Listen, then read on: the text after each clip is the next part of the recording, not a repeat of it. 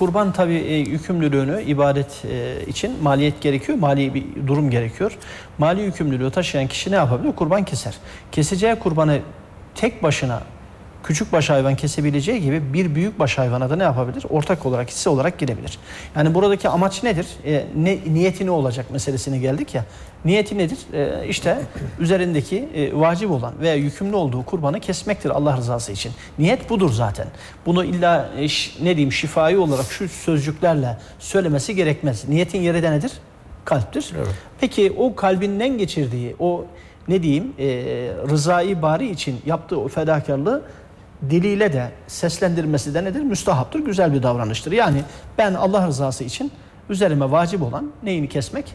Kurbanı, kurban yükümlülüğünü yerine getirmek şeklinde de ifade edebilir. Şimdi büyükbaş hayvana girmek deyince insanlar hısım akraba aynı büyükbaş hayvana yani abim yani evlatla anne arası olabileceği gibi onun dışında ne olabilir? Başka fertler de olabilir. Çünkü büyükbaş hayvana yani şartlarını haiz diyelim.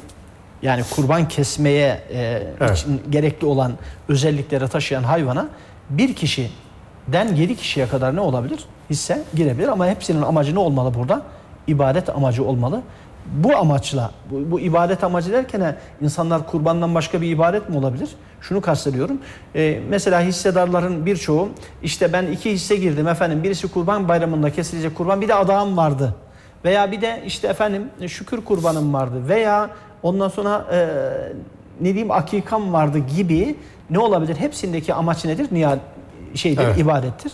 Bu ibadeti, bu niyetli yani ibadet niyetiyle birçok kişi hısım akraba olsun olmasın, yabancı kişiler olsun büyükbaş hayvana girip ne yapabilir? Kurban kesebilirler.